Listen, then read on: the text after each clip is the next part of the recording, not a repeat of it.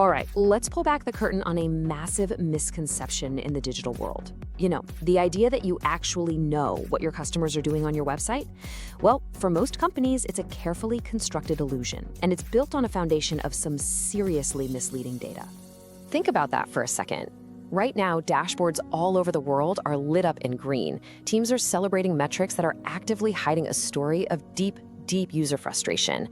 This isn't just a blind spot. It's a fundamental misunderstanding of what's really happening on the other side of the screen, where real people are making real decisions based on the experience you're giving them. And this right here, this is what I call the dashboard delusion. You see a 3% conversion rate, and hey, the team celebrates. But what that pretty little average hides is the person who desperately wanted to buy your product, clicked the buy button 5 times in a row with no response, and then just left your site forever. You see healthy page views, but you don't see the user who's literally trapped in a navigation loop, hitting the back button again and again, just trying to find what they're looking for. Those green KPIs, they're a mask, and they're concealing the thousands of potential customers leaving your world, not because they weren't interested, but because you made it too hard for them. So over the next few minutes, we are going to break down this delusion piece by piece. We'll look at where it came from and introduce a completely new way to see the truth. We're going to dive into the deep psychology of friction, and I'll give you a framework to actually fix it. This all leads to an entirely new philosophy of growth. This is the story of user path analysis. Okay, let's begin with the core problem. The fundamental flaw in how most businesses are measuring success online today.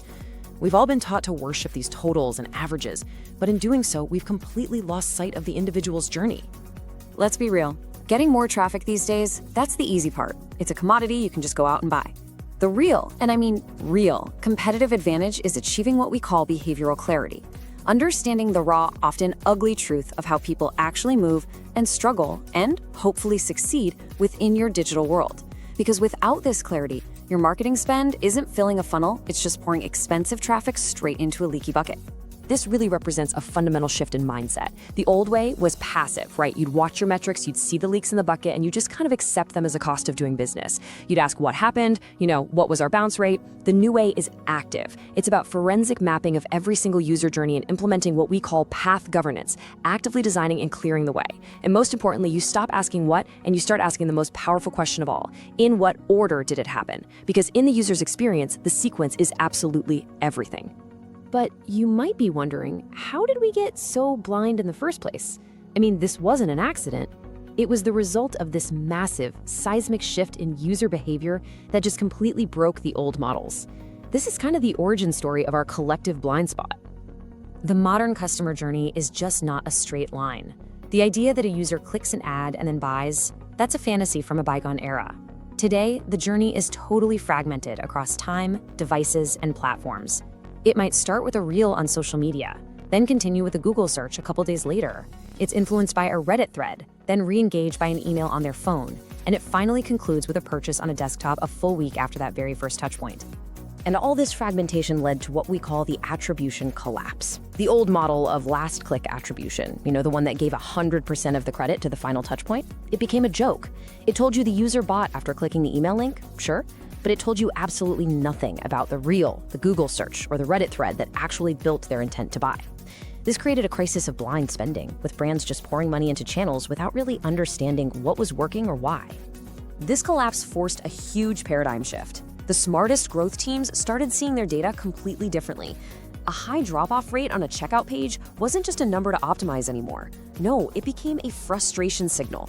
It was a scream for help from a user who was being forced to leave because of a bad path. The focus shifted from the final action to the friction in the journey itself. So if the old dashboards are lying and last-click attribution is dead, how in the world do we see the truth? What we need, a new tool. Not another dashboard, but an engine. A system that's designed not to count totals, but to map sequences. You can think of it like a GPS for customer intent.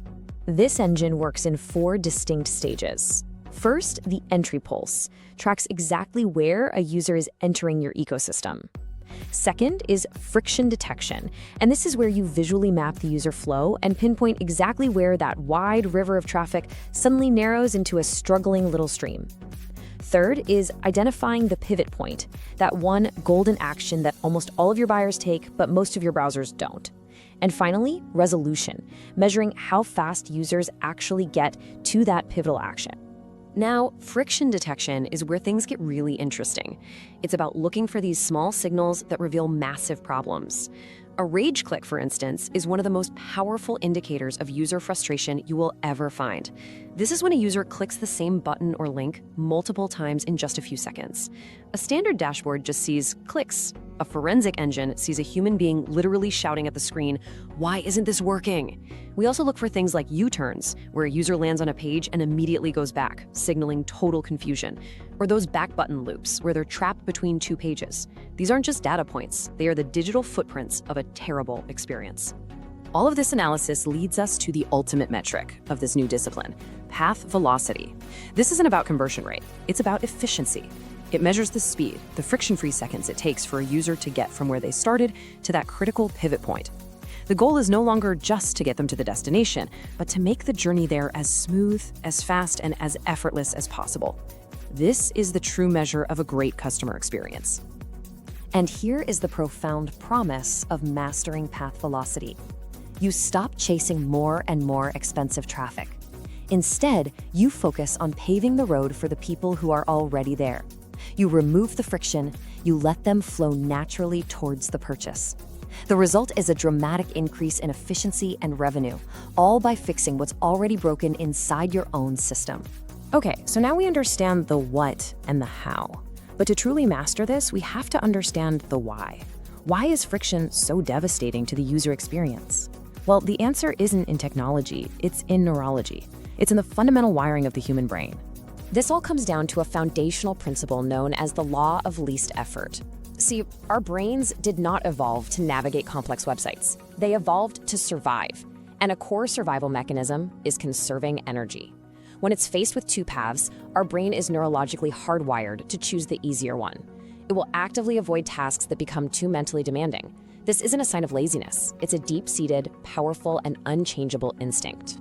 I want you to think of every element of your user path in these terms. Every single action that requires effort from them is a cognitive tax you are charging their brain. An unnecessary click? That's a tax. A confusing form field? A tax. A slow loading page? Oh, that's a big tax. Each one drains a little bit of their finite mental energy. And just like with real taxes, if the total burden becomes too high, they will quit. They abandon the task, not out of spite, but out of a primal need to conserve their cognitive resources. And then there's something called the Zeigarnik effect, which explains the lingering damage of a bad experience. It's basically our brain's obsession with unfinished business. When we start a task and we're prevented from completing it, it creates this mental tension. A bad user path, where a customer tries to buy but is blocked by friction, is the digital equivalent of an unresolved chord in music. It's grating. It leaves a painful feeling of incompletion that stays with them, and it encodes your brand as annoying and difficult in their memory. Now, it's a fair question. When we talk about psychology and governing behavior, I know it can sound a little bit like manipulation, but it's actually the exact opposite. This isn't about tricking people, it's about empathy. It's about understanding human frustration on a really deep level and then designing a system that gets rid of it. In our overly complicated digital world, we all just crave simplicity. So by removing friction, you aren't manipulating them, you are giving them the gift of an easy, natural experience. You are helping them move from a state of digital exhaustion to a feeling of purchasing relief, where buying from you just feels like the most natural thing in the world. Okay, we've covered the problem, the history, the engine, and the psychology. Now let's get to the most important part. How do you actually do this? Let's walk through the actionable framework for mastering your own customer path. It all boils down to a powerful three-step process. First, you map the golden path. You define the absolute perfect, maybe five-step journey a customer should take. Second, you deploy the shadow audit. You literally watch real people try to follow your perfect path without any help. And I promise you, you will see friction points you never imagined existed. And finally, you execute the friction extraction. Armed with those real observations, you ruthlessly remove every single obstacle you found. This is the guiding principle of that whole extraction process. Your goal is ruthless simplification. You have to audit every single page and ask one simple question. Does this help the user get to the next step on the golden path? If the answer is no, it has to go. You are transforming a long, confusing maze into a short, powerful, and obvious path to value. This framework completely changes your role. You're no longer a passive analyst just staring at spreadsheets. You become a path architect. You are actively governing behavior, not through force, but by designing an experience so smooth and so intuitive that the right action becomes the easiest action. You're not forcing them, you are guiding them. So let's bring this all home. When you adopt this discipline, you're not just adopting a new tactic. You are embracing an entirely new philosophy of what it even means to grow a business in the modern age. This is really where the cold logic of business meets the warm reality of being human. And yes, the math is powerful. A frictionless path absolutely leads to a higher customer lifetime value and a lower customer acquisition cost. But the human truth behind that math is so much more profound. At the end of the day, we all just want to be understood. We want things to simply work. When you invest the time and the effort to obsessively clear the path for your customer, you are sending the strongest possible signal you can. You're proving that you see them, that you understand their frustration, and that you value their time and their energy. You stop being just another company trying to sell them something. You become a trusted guide. And that's really the ultimate takeaway here. True, sustainable growth isn't about brute force. It's not linear, it's learned. It's the result of carefully observing, understanding, and then building a bridge of ease over a canyon of friction. The future of marketing isn't about pushing people through a funnel they don't want to be in.